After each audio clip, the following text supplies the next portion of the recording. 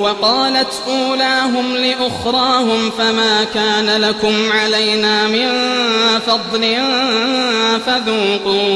فذوقوا العذاب بما كنتم تكسبون إن الذين كذبوا بآياتنا واستكبروا عنها لا تفتح لهم أبواب السماء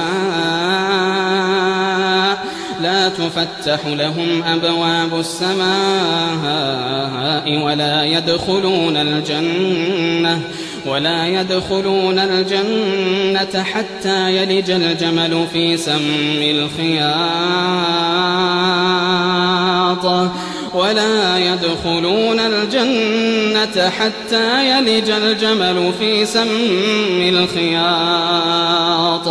وكذلك نجزي المجرمين